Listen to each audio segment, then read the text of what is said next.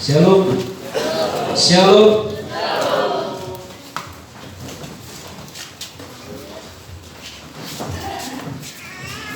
Puji Tuhan. Haleluya.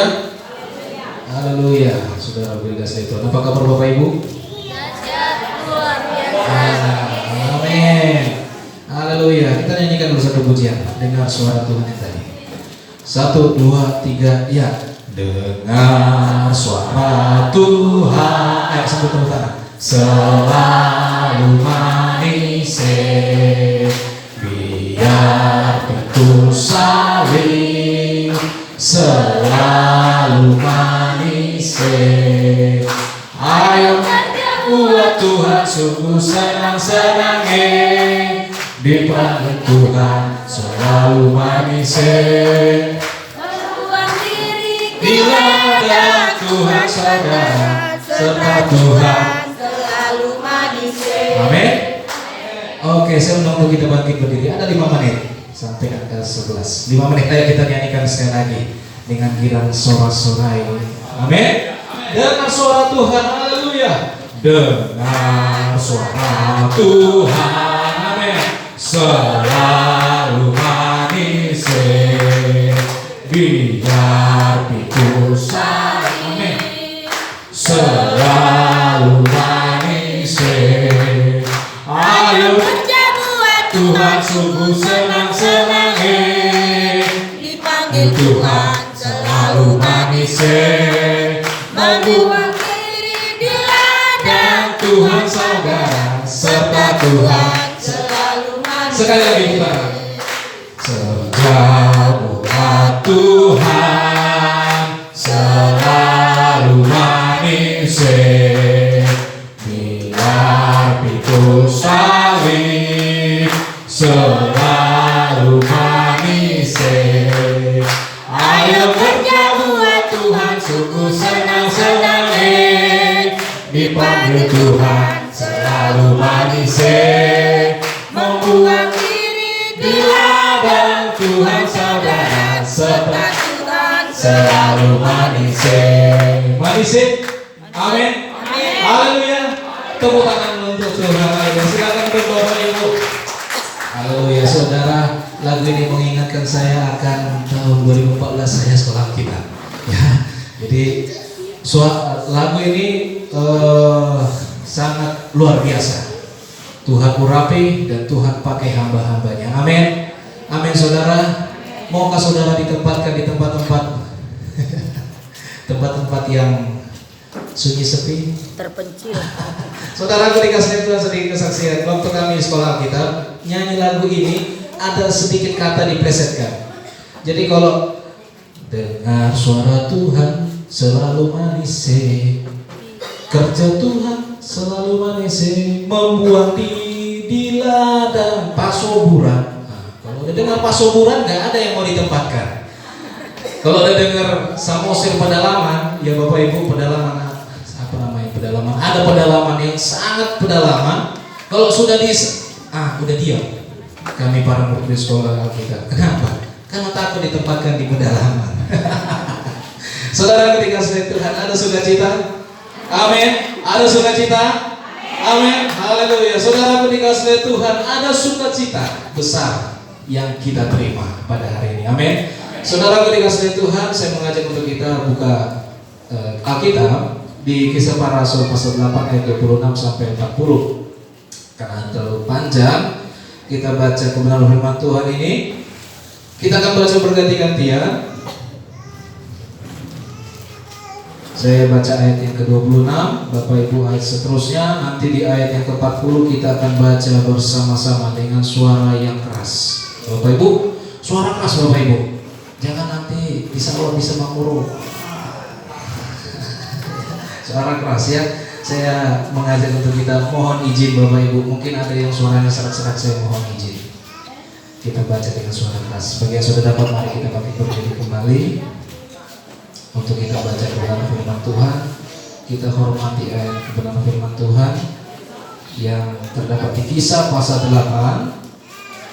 Kisah Para Rasul pasal 8 ayat 26 sampai 40. Ya. Saya bacakan ayat 26. Kemudian berkatalah seorang malaikat Tuhan kepada Filipus, katanya, bangunlah dan berangkatlah ke sebelah selatan menurut jalan yang turun dari Yerusalem ke Gaza. Jalan itu jalan yang sunyi. Lalu berkatalah Filipus, ada seorang Etiopia, seorang sida-sida, besar dan kepala kedatangan, Sri Kandala, yang pergi ke Yerusalem untuk beribadah. Ayat 28. Sekarang orang itu sedang dalam perjalanan pulang dan duduk dalam keretanya sambil membaca kitab Nabi Yesaya. Lalu kata Roh kepada Filipus, pergilah ke situ dan dengarlah kata itu. Ayat 30. Filipus segera ke situ dan mendengar sida-sida itu sedang membaca kitab Nabi Yesaya. Kata Filipus, mengertikah Tuhan apa yang Tuhan baca itu? Bagaimanakah aku dapat mengerti kalau tidak ada yang membimbing aku? Lalu dia meminta Filipus naik dan duduk di sampingnya. Ayat 32. Nas yang dibacanya itu berbunyi seperti berikut. Seperti seekor domba ia dibawa ke pembantaian, dan seperti anak domba yang keluh di depan orang yang menggunting bulunya, demikianlah ia tidak membuka mulutnya. Dalam kehinaannya berlangsunglah hukumannya. Siapakah yang akan menceritakan asal-usulnya? Sebab nyawanya diambil dari bumi. Maka kata sida-sida itu kepada Filipus, aku bertanya kepadamu tentang siapakah Nabi berkata demikian? Tentang dirinya sendiri atau tentang orang lain? Maka mulailah Filipus berbicara dan bertolak dari nas itu. Ia memberitakan Injil Yesus kepadanya. Ayat 36. Mereka melanjutkan perjalanan mereka dan tiba di suatu tempat yang ada air. Lalu kata sida-sida itu, lihat di situ ada air. Apakah halangannya jika aku dibaptis? Saud Filipus, jika Tuhan percaya dengan segenap hati, boleh, jawabnya. Aku percaya bahwa Yesus Kristus adalah anak Allah. Ayat 38. Lalu orang Ethiopia itu menyuruh menghentikan kereta itu, dan keduanya turun ke dalam air, baik Filipus maupun sida-sida itu, dan Filipus membaptis dia. Dan setelah mereka keluar dari air, Roh Tuhan tiba-tiba melarikan Filipus dan sida-sida itu tidak menjadi melihat lagi. Ia meneruskan perjalanannya dengan sukacita. 40 sama-sama kita baca 2-3 ya. Tetapi ternyata Filipus ada di Asdod. Ia berjalan melalui daerah itu dan memberitakan Injil di semua kota sampai ia tiba di Yerusalem. Puji Tuhan. Puji Tuhan. Haleluya. Silakan duduk Bapak Ibu. Haleluya. Apa kabar Bapak Ibu? Dahsyat, luar biasa. Haleluya. Iya, ada sukacita. Amin. Ada sukacita. Ada duka cita. No. Saudara yang dikasihi Tuhan, kabar sukacita hari ini kita masih diberi kekuatan dan kesehatan. Amin. Ya, tidak ada yang kena COVID, tidak ada yang batuk-batuk, tidak ada yang pilek. Jangan Bapak Ibu beranggapan kalau ada yang batuk di sebelah kiri kanan, oh ini COVID. Kalau ada yang pilek, oh berarti dia main hujan. Saudara yang dikasihi Tuhan, ada kabar sukacita, ada kabar duka cita. Ya, kita saksikan di televisi semalam kalau saya jam 2 ya, terjadi kecelakaan udara pesawat Sriwijaya berangkat dari Jakarta ke Pontianak. Rupanya belum sampai di Pontianak sudah terjun ke bawah. Duka cita. Haleluya. Namun saudara dikasihi Tuhan, bagi kehidupan kita orang percaya, duka cita itu bukan satu hal yang suram, namun satu hal yang luar biasa. Kenapa yang luar biasa Bapak Ibu? Karena di ujung duka cita ada sukacita. Amin. Bapak Ibu percaya? Amin. Ya, saudara dikasihi Tuhan, di balik duka cita ada sukacita. Nah, coba kita lihat di 2 Korintus 7 ayat 9. Biar kita belajar Bapak Ibu. Hari ini kita belajar, saya mohon untuk yang Maaf kata, saya ulangi lagi. Maaf kata kalau ada HP yang masih hidup ya, kalau di luar buka Alkitab tolong dinonaktifkan supaya kita sama-sama belajar ya. Untuk beberapa menit ke depan, kita tidak lama-lama. Untuk beberapa menit ke depan kita belajar kebenaran firman Tuhan yang hari ini saya beri judul percaya di jalan yang benar.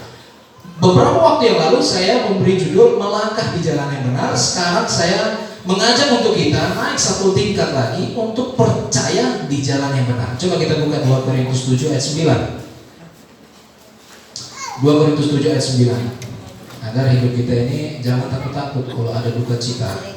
Saudara dikasihi Tuhan, orang percaya tidak takut duka cita, karena di balik duka cita itu ada sukacita. Namun sakit, nah itu aja. Ya, namun sakit, hanya sakit aja, itu ya. Ya, 2 Korintus 7 ayat 9. Namun sekarang aku bersuka cita bukan karena kamu telah berduka cita, melainkan karena duka citamu membuat aku bertobat. Sebab duka citamu itu adalah menurut kehendak Allah, sehingga kamu sedikit pun tidak dirugikan oleh karena kamu. Ayat 10. Karena kami, sebab duka cita menurut kehendak Allah menghasilkan pertobatan yang membawa keselamatan dan yang tidak akan disesalkan. Tetapi duka cita yang dari dunia ini menghasilkan kematian. Perlu kita ketahui di ujung duka cita ada apa? Sukacita. Ada apa? Pertobatan. Ada pertobatan yang tidak disesalkan.